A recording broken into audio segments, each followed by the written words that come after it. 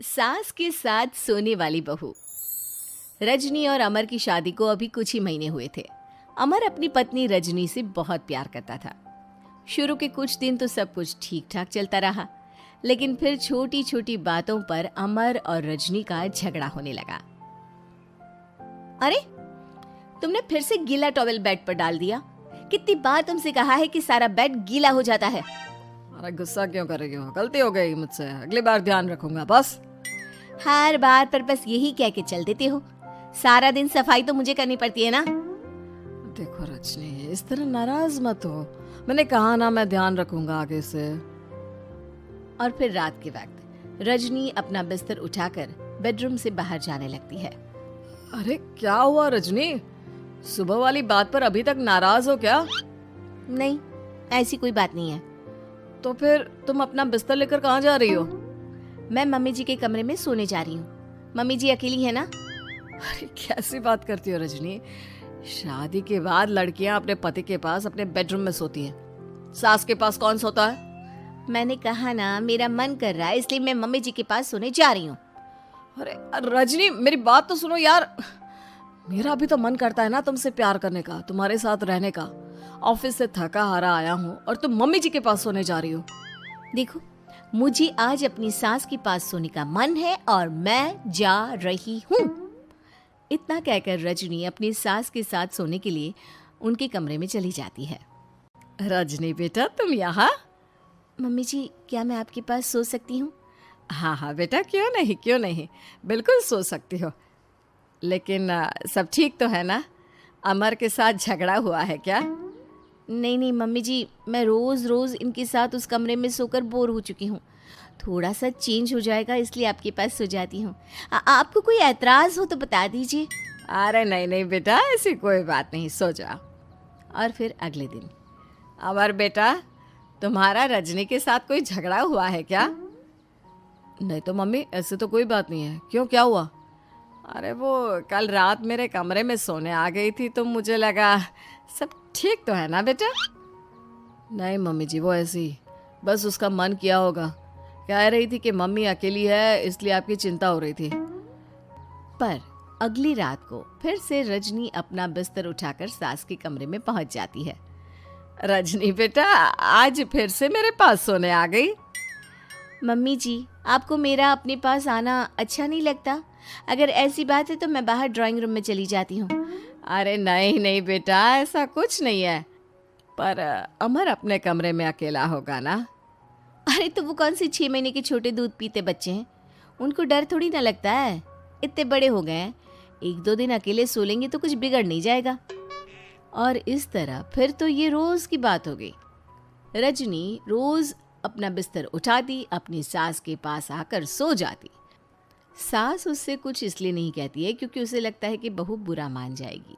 एक दिन सुबह सुबह, माँ मेरे लिए चाय बना दो, ऑफिस जाने का टाइम हो रहा है। अरे बेटा, तो रजनी से क्यों नहीं कह देते?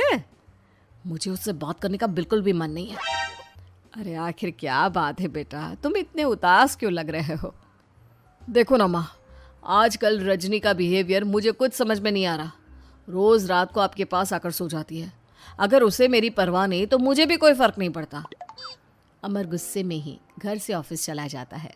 ये देखकर सास बहुत दुखी हो जाती है। और फिर अगले दिन, मम्मी जी, मैं आ गई आपके पास सोने।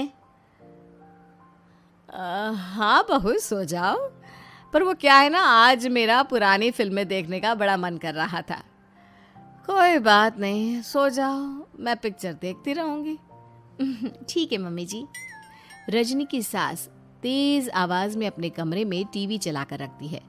इसकी वजह से रजनी को नींद नहीं आती, लेकिन वो पूरी रात करवट बदल बदल कर सोने की कोशिश करती रहती है। सास को लगता है कि अब रजनी उसके कमरे में सोने नहीं आएगी, लेकिन अगली रात फिर रजनी उसके कमरे में सोने के लिए पहुंच जाती है। मम्मी जी, मैं आ गई। अरे बेटा, मुझे लगा कि कल तुम ठीक से सो नहीं पाई थी। जाओ अपने कमरे में आराम से सो जाओ ना बेटा। अरे नहीं मम्मी जी, कोई प्रॉब्लम नहीं है। इतना कहकर रजनी फिर से अपनी सास के कमरे में सो जाती है। आधे घंटे बाद, बेटा जरा मेरे पैरों पर तेल तो लगा दे। ठीक है मम्मी जी। रजनी अपनी सास के पैरों पर तेल लगाकर जैसे ही सोने लगती है, आधे घंटे बाद फिर से। बहू, मेरे सर में बहुत दर्द हो रहा है, जरा मेरा सर तो दबा दे। ठीक है मम्मी जी, दबा देती हूँ। बहुत जोर से नींद आ रही है। अपनी सास का सर दबाकर रजनी फिर से सोने की कोशिश करती है, पर आधे घंटे बाद फिर से। अरे बहू, बड़ी जोर से प्यास लगी है बेटा, जरा किचन से पानी तो लेकर आ। अरे मम्मी जी, जैसे ही नींद आने लगती है कुछ मांग लेती है। रजनी चुपचाप जाकर किचन से पानी लेकर आती है। इस तरह रजनी की सास पूरी रात हर आधे आधे घंटे पर उसे किसी न किसी बहाने से जगाती रहती है। रजनी परेशान हो जाती है। सास को लगता है कि इस बार वो उसके कमरे में सोने के लिए बिल्कुल नहीं आएगी, लेकिन अगली रात फिर से रजनी वहाँ पहुँच जाती है। मम्मी जी, आज मैंने आपकी दवाई, पानी सब कुछ लाकर रख दिया है। अब आप प्लीज़ चुपचाप सो जाइएगा और मुझे भी सोने दीजिएगा। देखिए, 2 रातों से ना मैं सो ही नहीं पाई हूँ। अच्छा ठीक है बेटा, सो जा। थोड़ी देर के बाद रजनी की सास बहुत ज़ोर ज़ोर से खर्राटे लेना शुरू करती है। खर्राटे इतने तेज़ होते हैं कि रजनी के कानों में दर्द होने लगता है। हे भगवान, मम्मी जी को क्या हो गया है? क्या करूँ, कहाँ जाऊँ मैं? परेशान होकर रजनी वापस अपने कमरे में जाती है। रजनी, आज तो बहुत दिनों के बाद अपने बेडरूम में सोने आई हो। आ जाओ। वैसे भी तुम्हारे बिना मेरा मन नहीं लगता। क्या करती, तुम्हारी मम्मी के खर्राटों ने तो मेरी नींद उड़ा कर रखी है। अब मुझे यहीं पर सोना पड़ेगा। अगली सुबह। अरे रजनी बेटा, रात को कहाँ चली गई थी? मैं तुम्हें कितना ढूंढ रही थी, मैं तो डर ही गई थी। मेरी बहू न जाने कहाँ चली गई। कहाँ जाती मम्मी जी, अपने कमरे में गई थी। और आजकल ना आप मुझे जानबूझकर बहुत परेशान करती हैं। अगर मुझसे कोई गलती हो गई हो तो सीधे सीधे क्यों नहीं कह रही हैं? 3 रात हो गई है, मुझे ठीक से नींद भी नहीं आती। रजनी, ऐसे क्यों बात कर रही हो? मम्मी ने क्या कर दिया? आप अपनी मम्मी से क्यों नहीं पूछते? मैं बहू हूँ तो क्या इसका मतलब ये है कि दिन भर काम करो और रात में भी चैन से ना सो?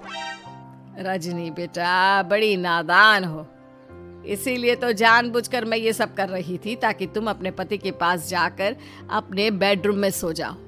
शादी को सिर्फ 6 महीने हुए हैं और तुमने मेरे कमरे में आकर सोना शुरू कर दिया। यह तुम्हारी शादीशुदा जिंदगी के लिए अच्छी बात थोड़ी ना है बेटा। मम्मी, तो क्या आपने जानबूझकर ये सब किया था रजनी को समझाने के लिए? अरे तो और क्या करती? दुनिया की पहली बहू है ये, जो पति को छोड़कर सास के साथ सोने चली थी। इसीलिए मुझे इसके लिए थोड़ा बुरा बनना पड़ा।